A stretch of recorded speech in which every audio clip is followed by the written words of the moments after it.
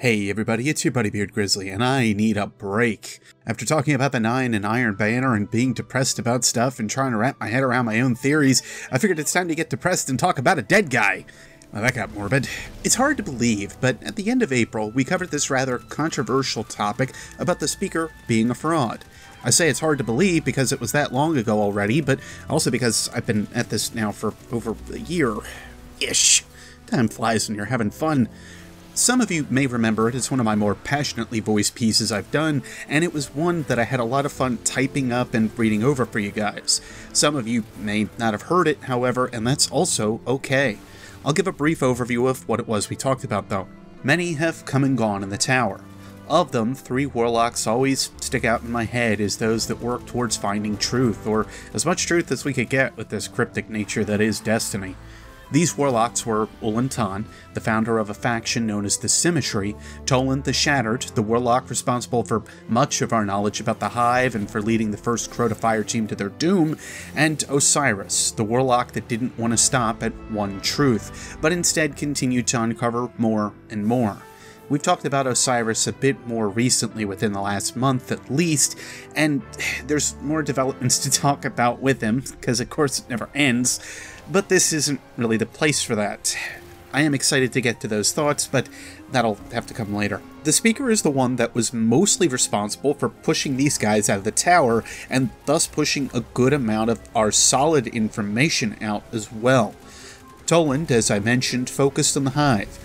Ulantan theorized on how light and dark merged in a kind of pact, or symmetry, as the faction name would indicate. Ulantan, however, died, and we're still not necessarily sure how that happened. Osiris focused largely on the Vex, which seemingly were his undoing, but also looked into the Hive from time to time. Of these, the ones most mysterious to us were the Fallen and the Cabal. But when they both don't necessarily showcase too many incredible, almost magical abilities, they're more for the military minds to dabble in. I went on to speak my mind on how it seemed the speaker simply wanted to push out any of those that would be counter to the thoughts of light and whatever feelings he had over the people. With time, however, the Traveler's overall influence has faded. The Guardians are now the ones that have stepped up to take out the threats to the people outside the walls of the city.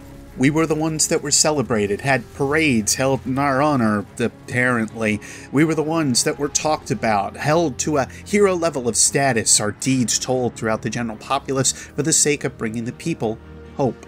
Basically, the need for the Traveler, even though the thing hangs over our head all the time, seemed to be fading, and the speaker seemed to be making a move to keep it and himself in power as long as he could.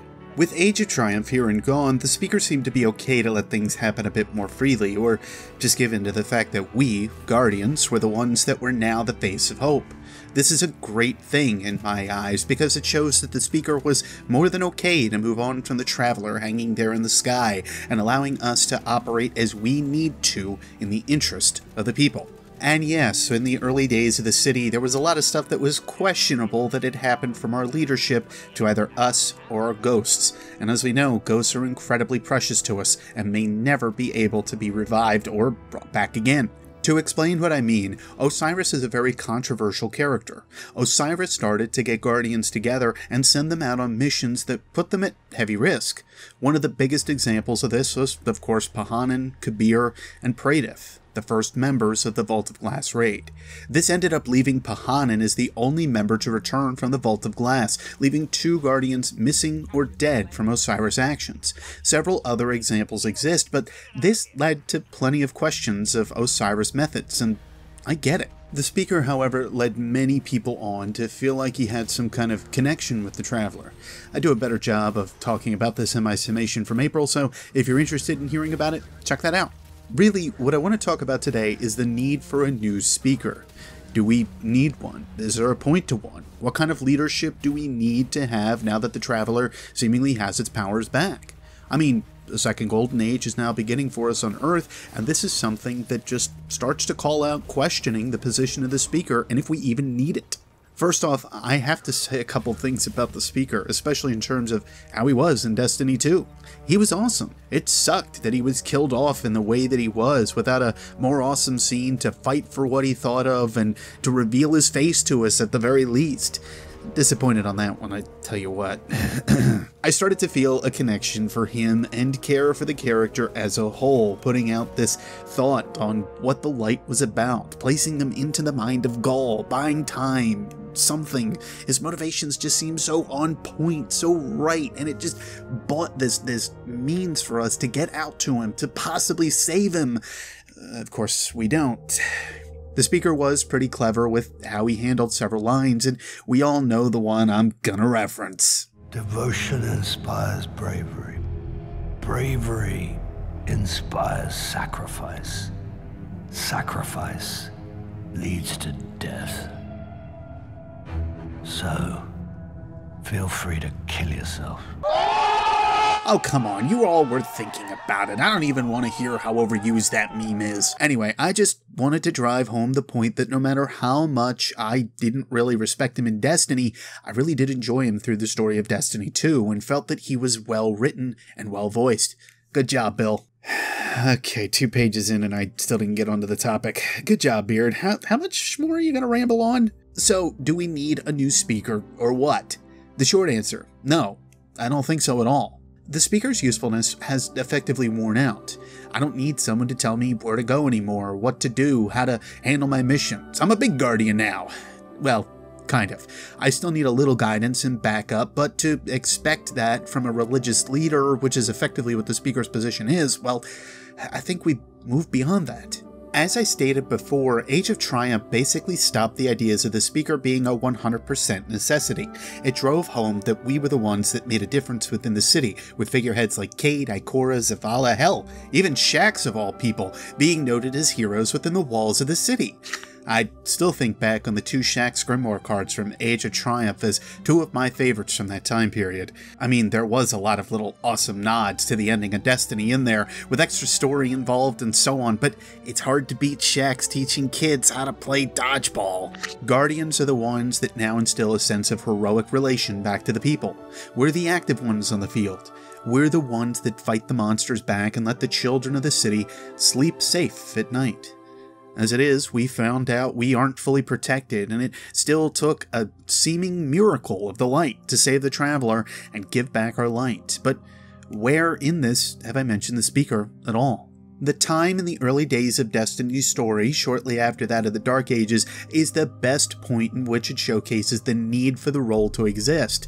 It also very well may be that the role has changed over time, as it's said several times that there's always been a speaker, but nothing concrete about how the role was handled, be it in a singular personage or one that's been passed down from person to person. How many have worn that signature mask?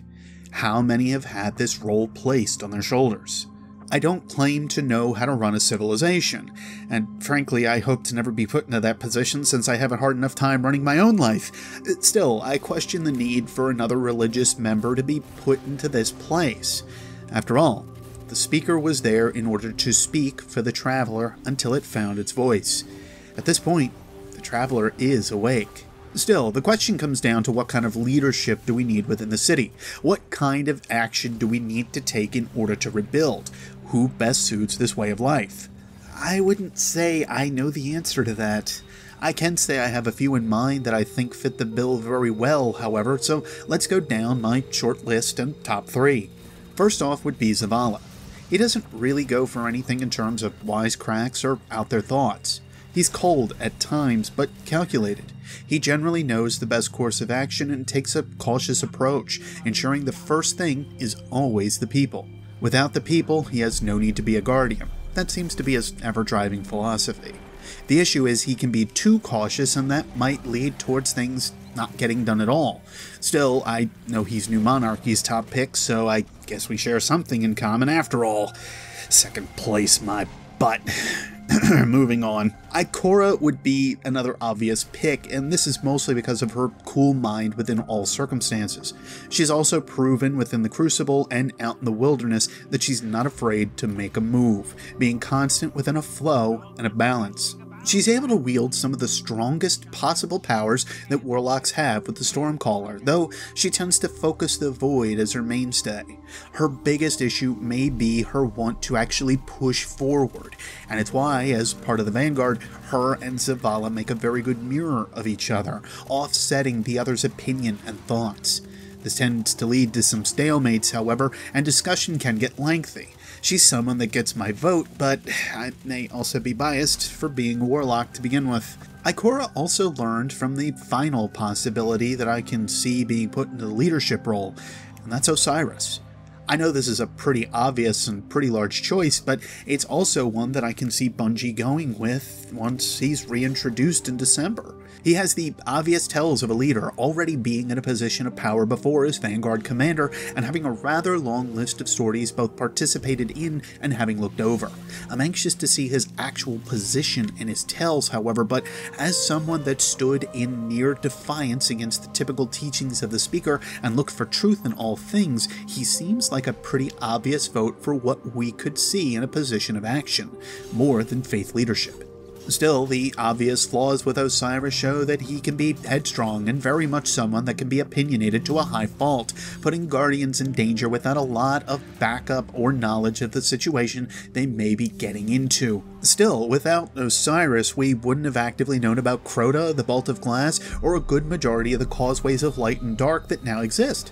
He's a visionary, to say the least, and certainly someone that is hard to deny in terms of how right he was about his predictions and thoughts. In his initial stay in the tower, he was fighting against the will of the speaker.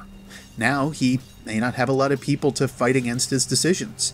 This could be both good and bad for us in the tower, with possible missions being brought about to find more truth of the darkness, but to also cause us possible casualties in these missions that are carried out.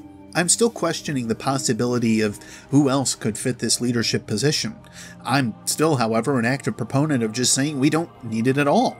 This feeling that we're better off simply doing what we've done and what we've been doing with the Vanguard, working out differences and managing missions for our Guardians and others around the city.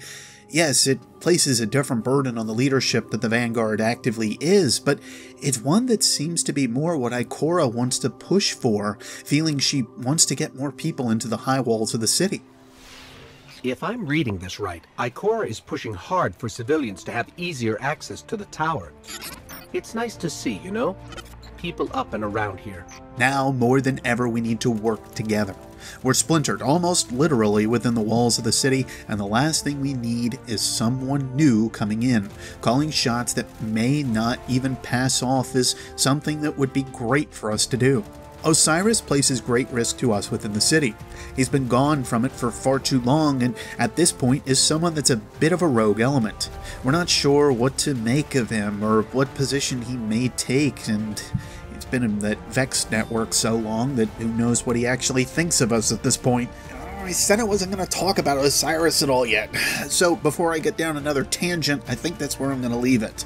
My thoughts for now, however, really do make me feel that we just have no need for a position like the Speaker to be filled at all, and we're simply better off remembering his position for what it was, as one of hope that brought us together in uncertain times beneath a dead god that couldn't answer for itself. We're the ones that bring hope now, Guardians, and we're the ones that need to keep fighting for the people in the city.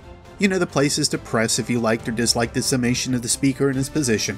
You can subscribe for more of my thoughts, for more detailed lore than this for Destiny 2 and other games in the future, but if nothing else, I thank you for getting this far. I can only ever be Beard Grizzly, and I'll see you next Spacetime, Guardians. Take care.